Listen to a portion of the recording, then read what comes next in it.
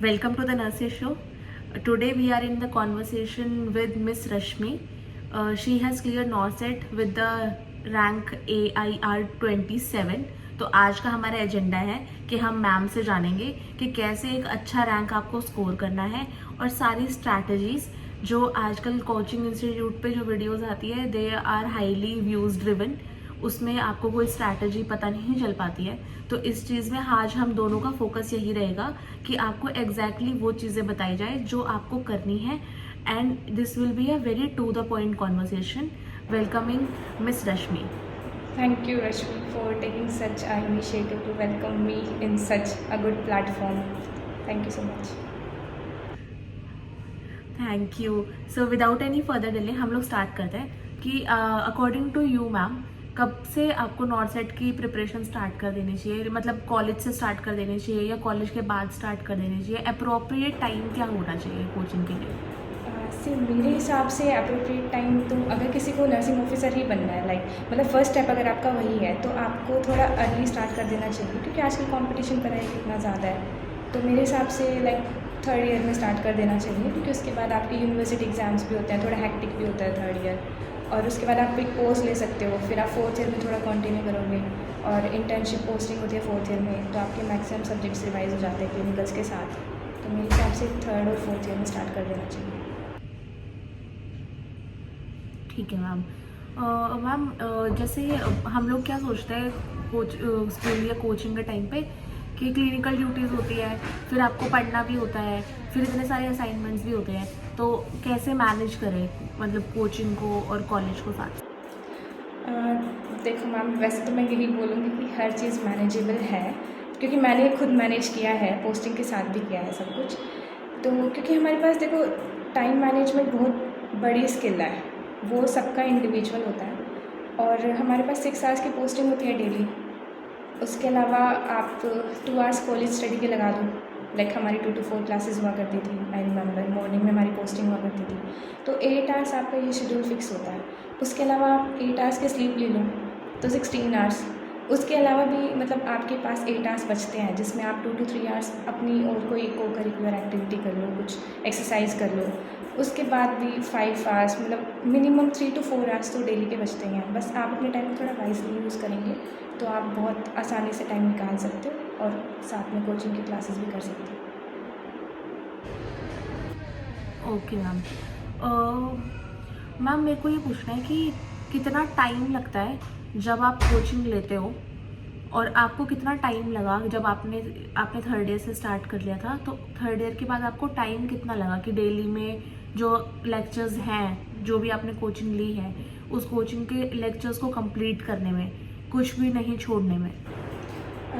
Ma'am मैं ये बताना चाहती हूँ सबको कि मेरा जब मैंने स्टार्ट किया था तो काफ़ी स्लो पेस से चल रहा था, क्योंकि पोस्टिंग्स भी वही सब, असाइनमेंट्स भी सब टाइम से कंप्लीट करने होते हैं। तो मुझे मतलब डेली का एक वीडियो तो मेरी थी कि ये तो मुझे करनी है, साथ में एडिशनल मैं ये करती थी कि जिस एरिया में मेरी पोस्टिंग है एक वीडियो वहाँ की भी करनी है, ताकि थोड़ा मतलब कॉन्सेप्ट पे बहुत अच्छी ग्रिप बन जाती है ना इससे। तो ये मेरी अप्रोच थी।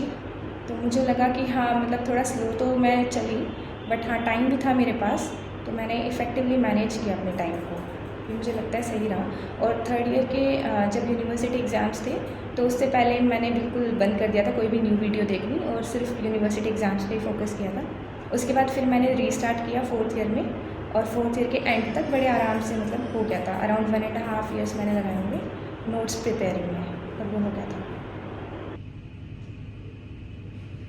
मैम जैसे you have scored such a good rank AIR 27, तो मेरे को ये पूछना है कि पूरी जर्नी बहुत लंबी होती है, तो आपको मोटिवेशन कहाँ से मिलती है? अपने आप को मोटिवेट कैसे करें? जो लोग अभी नॉर्सेट 9 के लिए प्रिपेयर कर रहे हैं उनको प्लीज़ थोड़ा सा गाइड कीजिए टू स्टे मोटिवेटेड कि डेली पढ़ना है तो पढ़। ये अपने अंदर ना एक ड्रीम होता है। First thing is dream big. अपना ड्रीम इतना बड़ा होना चाहिए कि आप अपने आप को कहाँ देखना चाहते हो फ्यूचर में। तो जब आप अपने आप से एक्सपेक्टेशंस लगाते हो ना, तो आपके खुद मतलब एक्शंस भी वैसे ही होने लग जाते हैं जैसा आप सोचते हो। तो मेरे हिसाब से सबसे पहले तो अपना ड्रीम इतना अच्छा रखना चाहिए कि मतलब सोच जहाँ तक जाती है ना, फिर हमारे वही दिमाग भी वैसे काम करता है और डेली एक्टिविटीज़ भी दिखता है वो हमारे, तो हम वैसे अपना शेड्यूल बनाएंगे डेली, हम वैसे ही अपने मतलब चीज़ों को अप्रोच करते हैं। तो फर्स्टली पॉजिटिव थिंकिंग वो सबसे ज़्यादा मोटिवेट करती है।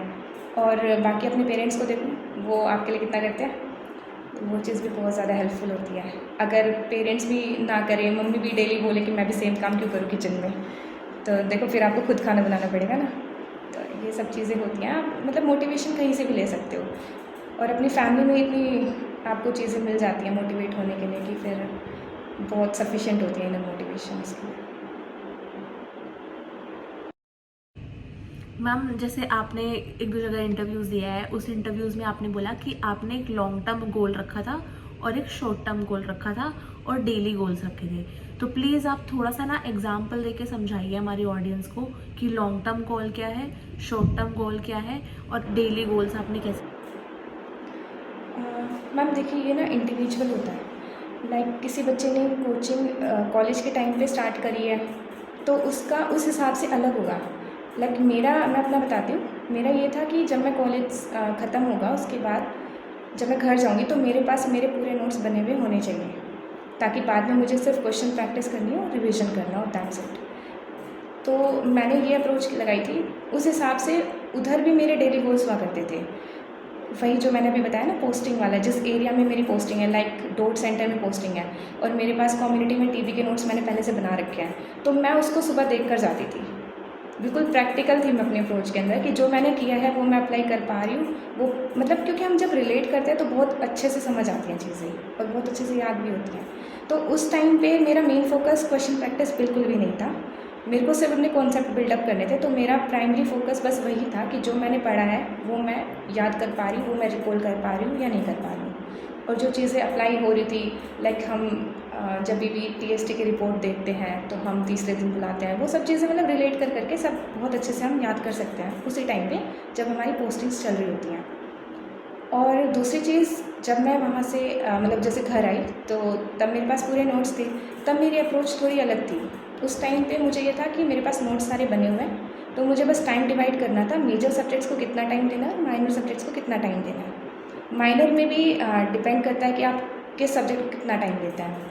लाइक मैं एक एक सब्जेक्ट पे भी आऊँगी, थोड़ा डिटेल में बताना चाहती हूँ। सबसे पहले देखो मेजर सब्जेक्ट्स की हम बात करते हैं, तो मेजर सब्जेक्ट्स में क्योंकि उसके क्वेश्चन बहुत ज़्यादा आते हैं, माइनर के हार्डली 10 क्वेश्चन होंगे पूरे पेपर में 160 में से, अगर हम मेंस की बात करते हैं तो। और प्रीलिम्स में मुझे लगता है थोड़े ज़्यादा हो सकते हैं, मतलब रेशियो में थोड़े ज़्यादा, बाकी आउट ऑफ 100 10 से ज़्यादा मुझे नहीं लगते माइनर सब्जेक्ट्स के होते हैं वहाँ पे भी, क्योंकि 20 तो हमारे नॉन नर्सिंग वाले होते हैं, तो बाकी जो 80 क्वेश्चन बचते हैं हार्डली 10 क्वेश्चन होते हैं उसमें भी हमारे माइनर सब्जेक्ट से। तो मेजर हमें क्या करना है, मतलब मेन फोकस हमारा मेजर सब्जेक्ट्स पर होना चाहिए।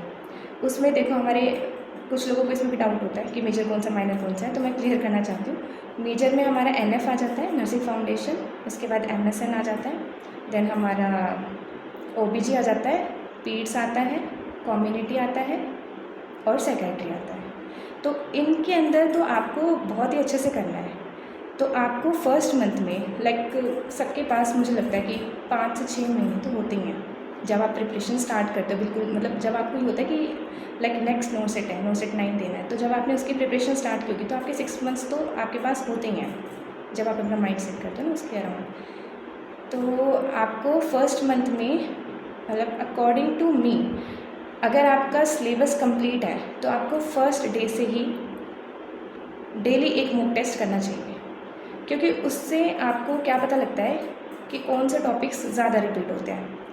क्योंकि हर एक एग्ज़ाम को क्लियर करने के लिए उसके प्रीवियस ईयर क्वेश्चंस बहुत इंपॉर्टेंट रोल प्ले करते हैं, और mock test previous year questions को देख के ही बनाए जाते हैं। तो वो आपको पूरा आइडिया देते हैं कि इस तरीके के क्वेश्चन आपके इस एग्ज़ाम में आने हैं, ठीक है।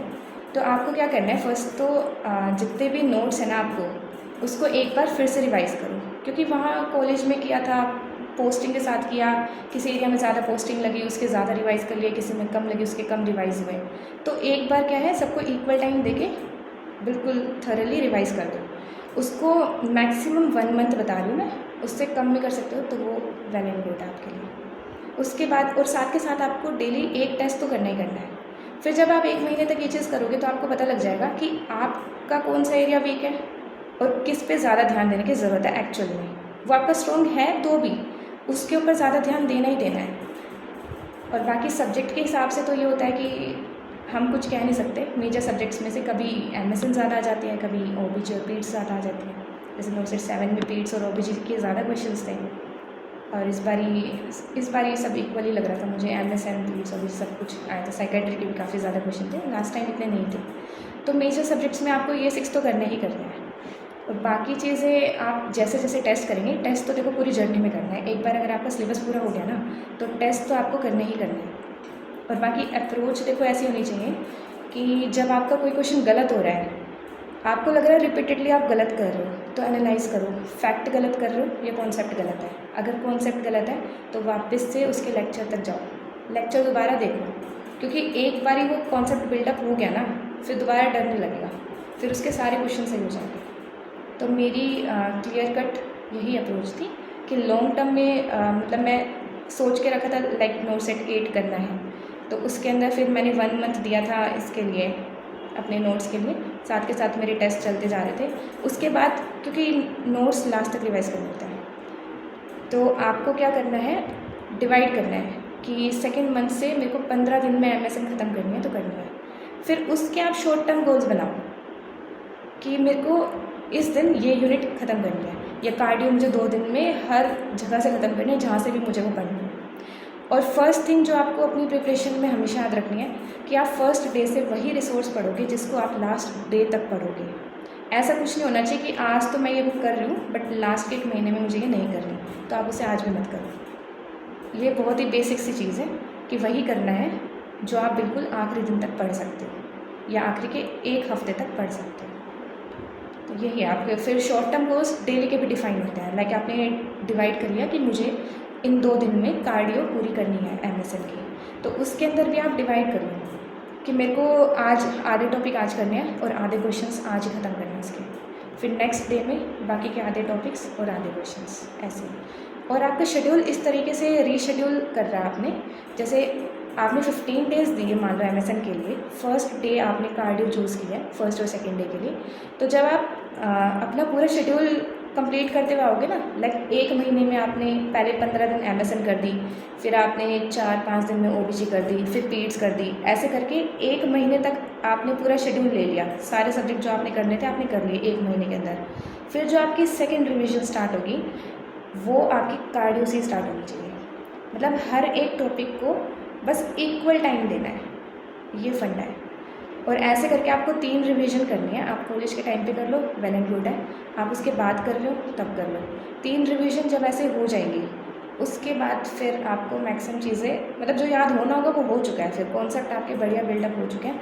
फिर आप सिर्फ क्वेश्चन करो, जो चीज़ नहीं हो रही है उसको वापस कॉन्सेप्ट में जाके देखो, फैक्ट याद नहीं है अलग से नोट डाउन करो, बस यही साइकिल है, करते रहना लास्ट तक, बहुत बढ़िया से हर चीज़ हो जाती है। और एक साइंटिफिक रिवीजन वाली मैं बात और मेंशन करना चाहूँगी, कुछ लोगों को पता भी होगी शायद, लाइक ह्यूमन ब्रेन कैसे चीज़ों को याद करता है। तो एक तो ये शेड्यूल वाली बात जो मैंने बताई कि बस इतना ही करना है, नोट डाउन करना है कि आपने पहले दिन दूसरे दिन कार्डियो की थी तो नेक्स्ट एमएसएन की रिवीजन में मुझे पहले दूसरे दिन वही करनी है, तो सबको इक्वल टाइम पे आप कर पाओगे। दूसरी चीज़, जिस दिन आपने नोट्स बनाए हैं, लाइक जब आप नोट्स बना रहे थे उस टाइम पे आपने आज जिस भी चीज़ के नोट्स बनाए हैं उसको एक बार रात को उसकी फ़र्स्ट रिवीजन करनी है, ठीक है। नोट्स बनाए कंप्लीट किया, रात को सोने से पहले 10 मिनट लगते हैं मुश्किल से, 10 से 15 मिनट, मेन हेडिंग्स देख लो बस, बाकी सब दिमाग में ऑलरेडी होता है अगर आपने लेक्चर ठीक से देखा है तो, है ना। तो फर्स्ट रिवीजन नाइट में होनी चाहिए, और अगर आप अर्ली बर्ड हो तो रात में जल्दी सो गए तो नेक्स्ट मॉर्निंग होनी चाहिए, मतलब विदिन 24 आवर्स आइडियली बोला जाता है कि फ़र्स्ट रिवीजन हो जानी चाहिए, तो आपका माइंड ज़्यादा अच्छे से ग्रास्प करता है चीज़ों को। फिर सेकंड रिवीजन होनी चाहिए आपकी वीकेंड पे, लाइक आपने मंडे टू सैटरडे जो भी पढ़ा है ना, संडे को कुछ नया नहीं पढ़ना, संडे को बस वही एक बार फटाफट रिवाइज़ करना है, बाकी एंजॉय करो टाइम बच गया तो, ठीक है। और थर्ड रिवीजन आपकी मंथ के एंड में होती है। ये 3 रिवीजन कर लो बिल्कुल तरीके से, फिर सब याद हो जाता है, मतलब ह्यूमन साइकोलॉजी। कौन सी बुक्स आपने प्रेफर की थी, और अगर आपको अपनी तरफ से रेकमेंड करना हो कि कौन सी बुक से पढ़ना है और क्यों, तो प्लीज़ थोड़ा सा इस पर एलैबोरेट कीजिए, क्योंकि आजकल बहुत ही कन्फ्यूजन चल रहा है कि कौन से बुक से पढ़ना है, कौन से से नहीं पढ़ना है। देखो, रिसोर्सेज तो अपने हमेशा लिमिटेड ही रखने हैं, जिसको आप लास्ट तक कई बार रिवाइज़ कर पाओ। तो मुझे ऐसा लगता था कि प्रीलिम्स और जो डायरेक्ट क्वेश्चन आते हैं मेंस के अंदर, उसके लिए टारगेट हाई इनफ है। मतलब आप टारगेट हाई या पीआर यादव इसमें से कोई भी एक बुक चूज़ कर लो, तो दोनों मुझे लगता है कि ठीक है। बाकी मैं किसी ऑथर को यहाँ पे फेवर नहीं कर रही हूँ, किसी के अगेंस्ट रही हूँ, बट मैंने जो रेफ़र किया मैं सिर्फ वो बता रही हूँ। तो मुझे लगता था पीआर यादव और टारगेट हाई डायरेक्ट क्वेश्चंस के लिए काफ़ी अच्छी है। टारगेट हाई में क्लिनिकल क्वेश्चंस भी हैं वैसे, लेकिन आप इनमें से कोई भी एक रेफ़र कर सकते हो। मैंने पर्सनली टारगेट हाई रेफ़र की थी। और क्लिनिकल क्वेश्चंस के लिए पर्टिकुलरली अगर आपको एनक्लेस की कोई बुक रेफ़र करनी है, तो मुझे लगता है कि मॉस्बी और सॉन्डर्स में से कोई भी एक रेफ़र कर लो आप, या इसके अलावा कोई और भी अगर आप कर रहे हो ना, तो एक ही बुक रेफ़र करनी है। तो इन दो बुक को मतलब मैंने टारगेट हाई और मॉस्बी का कॉम्बिनेशन लिया था, और इनको मैंने लास्ट तक रिवाइज़ किया। लास्ट 4 डेज़ पहले मैंने छोड़ दी थी क्वेश्चन रिवीजन, तब मैंने सिर्फ नोट्स रिवाइज़ किए थे अपने, और उस टाइम तक मैंने यही रिवाइज़ किए थे। मैम, बच्चों को ना ये समझ नहीं आता कि रिवीजन कितना इम्पोर्टेंट है। तो जैसे आपने एक अच्छा रैंक स्कोर किया है, तो आप प्लीज़ इस चीज़ पर एम्फसिस दीजिए कि रिवीजन कितना इम्पोर्टेंट होता है प्रिपरेशन के साथ साथ।